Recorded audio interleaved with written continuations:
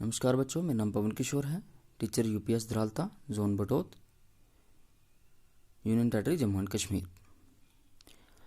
आज हम आपकी book social and political life का पहला चैप्टर, जिसका नाम है द इंडियन कॉन्स्टिट्यूशन, उसके बारे में पढ़ेंगे।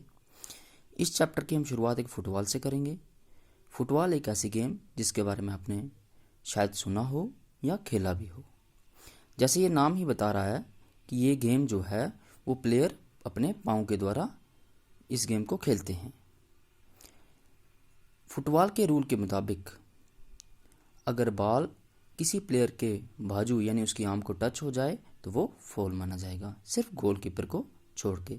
गोलकीपर जो है उसको हाथों से या आर्म से टच कर सकता है, और अगर प्लेयर्स अगर उसी फुटबॉल को अपने हाथों में लेके और पास ऑन करने लगे दूसरे प्लेयर को, तो फिर हम उसको फुटबॉल नहीं कहेंगे, वो फिर कोई और ही गेम बन जाएगी। इसी तरह से बाकी वाली गेम जैसे हॉकी हो गया, क्रिकेट हो गया, उनके भी कुछ रूल्स होते हैं जिनके द्वारा वो सारी गेमें खेली जाती हैं। हर एक गेम का रूल उस गेम को दूसरी गेम से अलग बनाता है, और ये बेसिक रूल होते हैं किसी गेम के।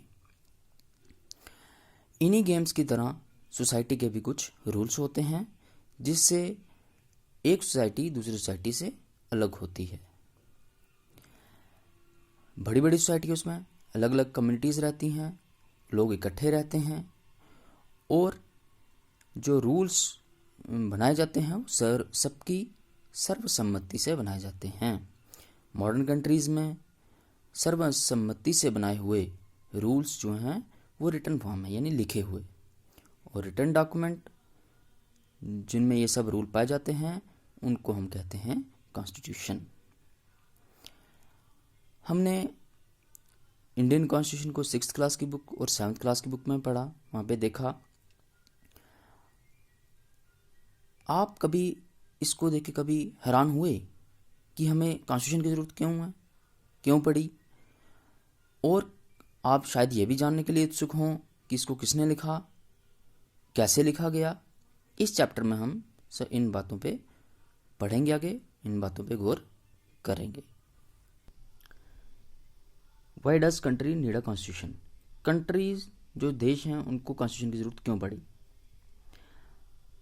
आज के युग में लगभग सभी कंट्रियों के पास अपना अपना कॉन्स्टिट्यूशन है, संविधान है, जबकि सारी डेमोक्रेटिक कंट्री जो हैं यानी लोकतांत्रिक देश जो हैं उनके पास तो अपना कॉन्स्टिट्यूशन है।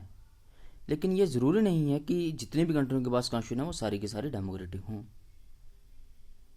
मैं अपनी बात दोबारा से दोहराऊं कि जितनी भी डेमोक्रेटिक कंट्रीज़ हैं उनके पास अपना कॉन्स्टिट्यूशन है, लेकिन ये ज़रूरी नहीं है कि जितने भी कंट्रीज़ के पास कॉन्स्टिट्यूशन है वो सारी की सारी डेमोक्रेटिक हों।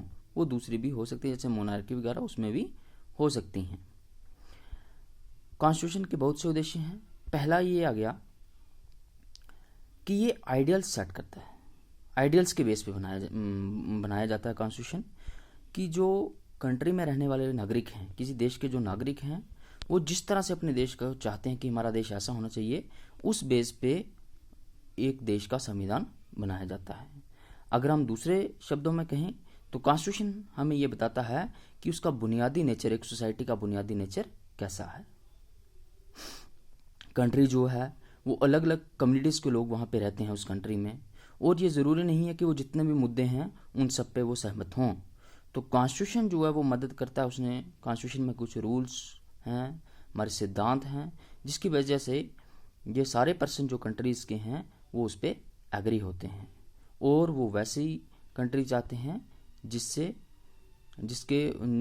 वो वैसी कंट्री चाहते हैं जैसे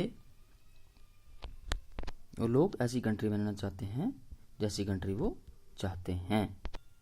इसको हम नेपाल की एग्जाम्पल लेके समझाएंगे।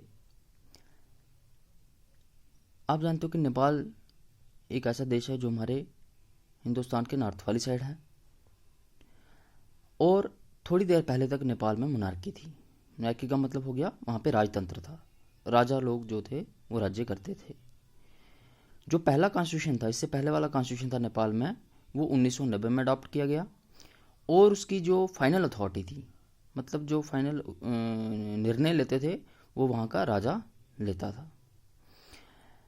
फिर लोगों ने वहाँ पे आंदोलन चलाए और आंदोलन की वजह से 2006 में वहाँ पे एक नेपाल जो है वो लोकतांत्रिक देश बना और जो पावर थी राजा के पास वो ख़त्म हो गई। पर लोग नहीं चाहते थे कि जो कॉन्स्टिट्यूशन है पहले वाला वो वहाँ पे रहे, क्योंकि लोग उस देश में उस कॉन्स्टिट्यूशन के मुताबिक नहीं रहना चाहते थे। वो एक नया कॉन्स्टिट्यूशन बनाना चाहते थे जिसमें पावर जो है वो लोगों के हाथ में हो। और इसी तरह से नेपाल में एक नया कॉन्स्टिट्यूशन बना, वो बना 2015 में। और दूसरा उद्देश्य जो है कॉन्स्टिट्यूशन का वो है कंट्री का पॉलिटिकल सिस्टम कैसा हो। जैसे हमने फॉर एग्जांपल हमने नेपाल की बात की, तो नेपाल में जो कॉन्स्टिट्यूशन था वो वहाँ पे राजा हुकूमत करता था और उसके काउंसिल ऑफ मिनिस्टर वो थे जो फाइनल डिसीजन लेते थे। लेकिन डेमोक्रेसी में क्या होता है कि हम अपने लीडर चुनते हैं और जो लोगों की पावर है वो उस लीडर के हाथ में होती है। लेकिन फिर भी ये पॉसिबिलिटी रहती है कि वो लीडर हो सकता है अपनी पावर का गलत इस्तेमाल करे, लेकिन कॉन्स्टिट्यूशन जो है वो उस पर कुछ रिस्ट्रिक्शन लगाता है। अगर वो ऐसा करता है तो वो नाइंसाफ़ी करेगा और उसको उचित दंड भी उसके ऊपर दिया जाएगा। तो डेमोक्रेटिक सोसाइटीज़ में कॉन्स्टिट्यूशन जो है वो एक गॉड का काम करता है। गॉड होता है GOD गॉड, उसका काम करता है कि वो किसी भी कोई भी अथॉरिटी उसको अपने पावर का मिसयूज़ नहीं कर सकती है। अगर हम इंडियन कॉन्स्टिट्यूशन की बात करें तो इसमें आप पढ़ोगे, आगे आने वाले चैप्टर में पढ़ोगे कि बहुत सारे जो हमारे कानून बने हैं वो फंडामेंटल राइट के ऊपर बने हैं। पढ़ोगे कि इंडियन कॉन्स्टिट्यूशन किस तरह से गारंटी देता है कि सारे जो पर्सन हैं, सारे लोग जो हैं वो कानून की नज़रों में बराबर हैं और किसी के भी साथ कोई भेदभाव नहीं किया जाएगा उसके धर्म, जाति या उसके जेंडर को लेके, या वो प्लेस ऑफ बर्थ कौन सा है उसका, उसके ऊपर कोई भी उसके साथ भेदभाव नहीं किया जाएगा। राइट टू इक्वलिटी जो है वो एक फंडामेंटल राइट है और वो गारंटी इंडियन कॉन्स्टिट्यूशन जो है वो गारंटी देता है हिंदुस्तान के लोग। और एक और इम्पोर्टेंट फंक्शन है कॉन्स्टिट्यूशन का, वो है कि डोमिनेंट ग्रुप कोई भी है, यानी जो मेजॉरिटी में ग्रुप है वो अपनी पावर का गलत इस्तेमाल ना करे और जो माइनॉरिटी ग्रुप है उनको दबाए नहीं। जहाँ पे मेजॉरिटी वाले लोग जो हैं वो ऐसा ना हो कि अपना डिसीजन जो है वो माइनॉरिटीज़ पे थोपते जाएं और उनका बहिष्कार करें, और माइनॉरिटीज़ के इंटरेस्ट में जो ना हो वो वही काम करें। तो ऐसा भी ना हो, इसलिए कॉन्स्टिट्यूशन जो है वो तीसरा जो सबसे प्रमुख कारण है इसका वो है कि कॉन्स्टिट्यूशन जो है वो हमें अपने आप से बचाता है। ये शायद सुनने में आपको थोड़ा सा अजीब लगे, लेकिन कभी कभार क्या होता है कि कभी हम जोश में कभी इस तरह का फैसला हम ले लेते हैं कि जो हमारे आने वाले टाइम पे वो हमारे हित में नहीं होता है। तो कॉन्स्टिट्यूशन जो है वो इसमें हमारी मदद करता है। एक हम इसी तरह की आपकी बुक पे जो एग्जांपल है उसके बारे में उसको देखेंगे कि शबनम जो है वो दुविधा में है, उसे एक डिसीजन करना है। उसे डिसीजन ये करना है कि उसके 2 चैप्टर जो हैं वो रिवाइज करने के लिए रह गए हैं क्योंकि कल उसका टेस्ट होना है, लेकिन उसका टीवी पे बहुत एक फेवरेट प्रोग्राम भी आ रहा है और उसको देखने के लिए वो उत्सुक है बड़ी। लेकिन अगर वो उसको देखती है तो उसका वो रिवीजन नहीं कर पाएगी। तो उसके घर वाले पूछते हैं कि तुम्हें क्या कारण है, तुम क्यों इस तरह दुविधा में हो। तो वो बताती है कि मैं टीवी तो देखना चाहती हूँ, प्रोग्राम देखना चाहती हूँ, लेकिन मेरी रिवीजन रह जाएगी। तो अगर ऐसा हो कि आप सभी भी ना देखो तो मेरा ध्यान इस तरफ नहीं जाएगा। तो दूसरे दिन जैसे ही वो टेस्ट में बैठती है तो उसे वही क्वेश्चन आए होते हैं जो उसने कल रात को चैप्टर जो थे वो रिवाइज किए हुए थे। तो इसी तरह से कॉन्स्टिट्यूशन भी हमारी मदद करता है कि हम कभी कभार ऐसे डिसीजन ले लेते हैं वो शायद उनका आने वाले समय में हमारे पे बहुत बुरा प्रभाव पड़े। अगर हम एक एग्जांपल लें तो हो सकता है कि बहुत सारे लोग जो डेमोक्रेसी में रहते हैं उनका ऐसा मानना है कि जो ये पॉलिटिक्स है ये अच्छी नहीं है और लोग इसका गलत इस्तेमाल करते हैं। तो इन इमोशंस में बह के वो हो सकता है ऐसा सोचने लगें कि हमें डिक्टेटरशिप चाहिए, लेकिन उन्हें ये नहीं पता कि इसका लॉन्ग रन में क्या इसके परिणाम होंगे। तो इस तरह से कॉन्स्टिट्यूशन जो है हमारी इस तरह से ये मदद करता है। थैंक यू, धन्यवाद।